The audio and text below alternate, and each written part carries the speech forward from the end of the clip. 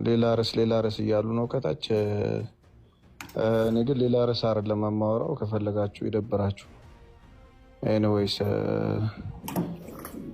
እኔ አሁን እናንተ ቅድም ያንን ትምህርት አነሳችሁና ትምህርቱ እንደዚህ እንደዚህ ነው አላችሁ። ከዛ ደግሞ አንድ ብቻ አይደለም ወደ 3 ቪዲዮ ነው ቅድም የተላከልኝ። ሜይ ቢ እዚህ ጋር ማሳየቱ እንትን ኦዲየንሱንም ይመጥናል ብዬ ስለማላስብ ነው። ያ ስለዚህ ወደ 3 ሰው ምናምን እንደኛው ኢቨን እኔ ኤዲት ነው እንትን ነው እስከምል ድረስ የምንበላው የምንጠጣው ስጋ የእመቤታችን እኮ ነው። መስቀል ላይ የተሰቀለው ስጋ የእመቤታችን ነው። ደስ ይበላችሁ። እኔ ደስ አይለኝ ለምን ደስ የሚል። ኤኒዌይስ ይሄ ትምህርት ልክ አይደለም አላችሁ እናንተ። ቸርች ውስጥ ደግሞ መምህራኖች አይ እንደዚህ ነው ብሎ አስተማሩ።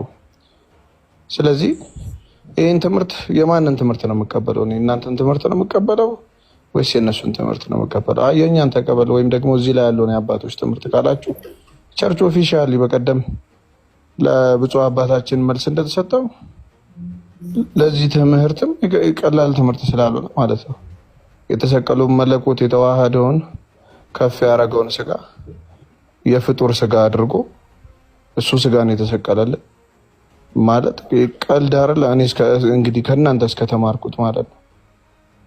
እና ቀልድ ስላልሆነ የድህነት ትምህርት ስለሆነ ቤተክርስቲያን መልስ መስጠት አለባት ለዚህ ማለት ካልሆነ ግን የቤተክርስቲያን ትምህርት ብሎ እንደውም የሚያስኬደው ትምህርት የቤተክርስቲያን ነው የሚያስብለው እዛ መድረክ ላይ የሚወራው ነገር ነው። ስለዚህ ግልጽ ሆኖ ማለፍ አለበት።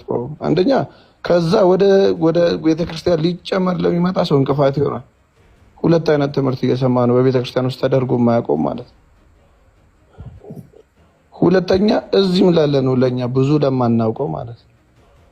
እኛ እዚህ ላለ ነው ክርስቶስ ላይ የክርስቶስ ትምህርት ላይ የአምላካችን ትምህርት ላይ ሌላ ትምህርት እየተቀላቀለ ነው። ስለዚህ ግልጽ መደረግ አለበት። ብላክ ኤንድ ዋይት የሆነ ትምህርት አለ ቤተክርስቲያን፣ እሱ መታወቅ አለበት ነው። በዚህ ላይ እኔ ልክ ካልሆንኩ ገስጹኝ። ግን ዝም ማለት ይህን ትምህርት እኔ እንጃ ከባድ ነው። ከምን አንጻር እንደታየ አላውቅም። ደግሞ እንትን ለማለት ተፈልጎ ነው እንደዚህ ከማርያም ስጋ ነሳ ለማለት ከተፈለገ ከማርያም ስጋ ከመቤታችን ከቅድስት ድንግል ማርያም ስጋ ነሳ ነው የሚባለው። አማርኛው ይሄ ነው። የማርያም ስጋ ተሰቀለ በየትኛው ዲክሽነሪ ነው ከማርያም ስጋ ነሳ የሚሆነው? እንዴ ክርስቶስ ላይ ምን ማለት ነው እንዴ?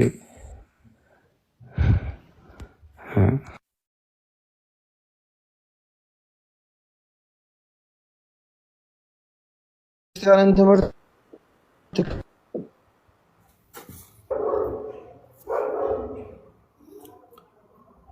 የቤተክርስቲያንን ትምህርት ከአባቶቻችን ስለምንማር እኛም ደግሞ እንደ ልጅ ደግሞ መብት አለን አይደል? የቤተክርስቲያን ትምህርት ይሄ ነው ከተባለ ኦኬ ይሄ ነው ትምህርቷ፣ ስለዚህ ይሄ ነው የቤተክርስቲያን ትምህርት ተብሎ እንድንቀበል።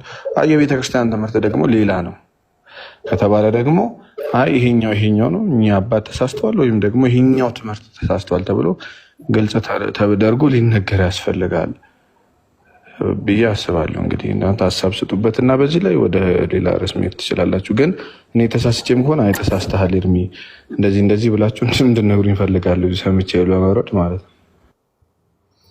እሺ እናመሰግናለን። ባለውን ነገር ያው እንደዚህ ተቆራርጦ እየሰማነው ነበረ። ሙሉውን ትምህርታቸውን በእርግጥ አልሰማነውም፣ ግን በተገለጠበትም መንገድ ቢሆን ጥንቃቄ የጎደለው ቤተክርስቲያንን ለሌላ ትርጉም አጋልጦ የሚሰጥ ንግግር ነው እና እንደዚህ በጊዜ ደግሞ ምዕመናን በአግባቡ እንዲረዱት ማቃኛ ነገር መናገር ግድ ነው። አሁን ዘመኑ እንደዛ ስለሚጠይቅ ነው። ብዙ ነገር እየተቆራረጠ ቤተክርስቲያንን ለመውጊያ እየዋለ ስለሆነ እንደዚህ አፋጣኝ ሪያክሽን ያስፈልጋል። እናንተ ቅድም ደጋግመህ እንዳልከው እየሰማው ነበረ ከታች። እኛ እኮ የዳነው የእግዚአብሔር ልጅ በስጋ ስለተሰቀለ ነው። መለኮት በስጋ ተዋህዶ ስጋን ተዋህዶ ስለተሰቀለ በልጁ ሞት ነው የዳነው። ስለዚህ በተዋህዶ መለኮት የተዋህደው ስጋ ባይሰቀል ዝም ብሎ ሩቅ ብእሲ ቢሰቀል አንድንም። ሩቅ ብእሲ ማለት ዝም ብሎ ተራ ሰው ሆኖ ቢሆን ኖሮ ምንም ቅዱስ ቢሆን የሰው ልጅ አያድንም ነበር። መለኮት የተዋሃደው ስለሆነ ነው ኢንፋይናይት የሆነ የማይወሰን ኢፊሽንሲ የኖረው የሰው ልጆችን ሁሉ ለማዳን ቤዛ ለመሆን ዋጋ ለመክፈል ያስቻለው መለኮት የተዋሃደው ስጋ ስለሆነ ነው። ስለዚህ ጌታችን ከእመቤታችን ስጋ እነሳ እንጂ እመቤታችን አልተዋሃዳትም። ቃል ከሰማይ መጥቶ እመቤታችን አይደለም የተዋሃዳት፣ ከእመቤታችን ጋር አልተዋሃደም። ከእመቤታችን ስጋ ነስቶ የራሱ አደረገ፣ ተዋሃደ ነው። ያን በዚያ ስጋ ተሰቀለ፣ ሞተ፣ አዳነን። ስለዚህ እመቤታችንን ለማክበር ሁላችንም ስንከራከርበት የሰነበት ነው። ክርስቶስን መውለድ፣ በስጋ መውለድ፣ እናት መሆን በቃ ከቅዱሳን ሁሉ በላይ ከፍ አድርጎ አስቀምጧታል። ይሄ እግዚአብሔር የሰጠው ክብር ስለሆነ ማንም ሰው ሊቀንሰው ሊጨምረው አይችልም። ከዚያ ውጭ ግን ነገረ ድነትን ችግር ውስጥ የሚከቱ ንግግሮች አስፈላጊ አይደሉም። የክርስቶስን ስጋና ደም ተቀብለ ነው ሕያው የሚያደርገን እኮ መለኮት የተዋሃደው ስለሆነ ነው።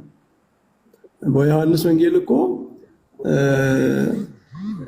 ስጋና ደም ሕይወትን አይሰጥም፣ ሕይወትን የሚሰጠው መንፈስ ነው ይላል።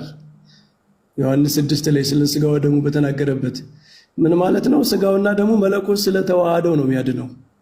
በመለኮት ተዋህዶ ነው። መለኮት የተዋሃደው ስጋ ደግሞ ከእመቤታችን የተከፈለም ቢሆን ክርስቶስ የራሱ ያደረገው የእርሱ ሰውነት ያደረገው የለየው ከመለኮት ጋር ያዋሃደው ሰውነቱ ስለሆነ እዚህ ላይ መስመር ይሰመራል ማለት ነው።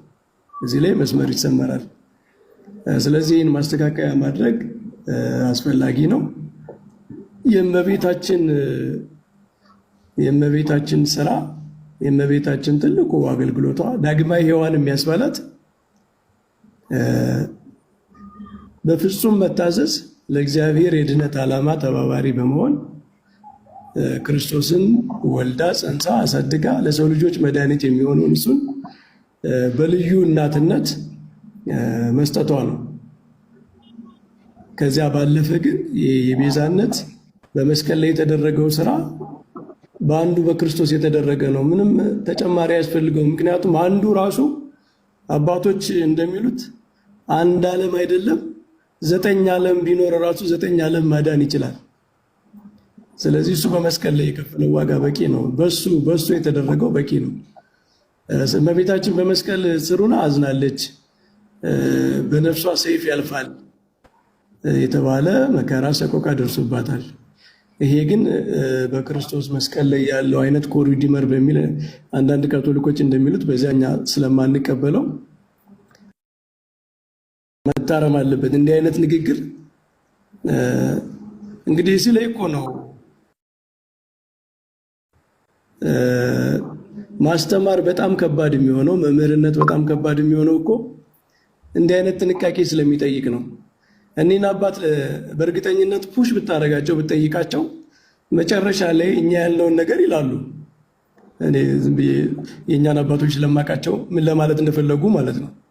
ግን ሌላ ትርጉም በሚሰጥ መንገድ ነው የቀረበውና ምዕመናንም በዚህ መንገድ መስማት አለባቸው። ክርስቶስን ወልዳለች፣ እሱ እናቱ ናለች። ከእሷ የነሳውን ስጋ እንጂ ከሰማይ የነሳውን ስጋ አይደለም ክርስቶስ የያዘው። ማለት ከሰማይ የወረደ ሌላ ስጋ አይደለም። ከእመቤታችን የነሳው ስጋ ነው። እሷን የሚመስል ነው። ክርስቶስ በመልኩ ቢታይ እስራኤላዊ ነው። ከድንግል ማርያም በስጋ የተወለደ የአብርሃም የዳዊት ዘር ነው። እሱን ለማለት ከእመቤታችን ስጋ ነሳ የሚለው ንግግር ትክክል ነው። ከዚያ ባለፈ ግን ስጋው ግን መለኮት የተዋሃደው እንጂ ሩቅ ብእሲ አይደለም። በሩቅ ብእሲ አይደለም ሄዳነው። ስለዚህ መለኮት የተዋሃደው ደግሞ የእመቤታችንን ስጋ ሳይሆን ከእመቤታችን የነሳውን ስጋ ነው እና ይህንን መስመር ለይቶ ማሳየት ያስፈልጋል። ሀሳብ ግን ለማበርታት ነው ልደት የገባው። እግዚአብሔር ያክብርልን፣ እናመሰግናለን። አንዳንድ ጊዜ ቃል ያሰማል።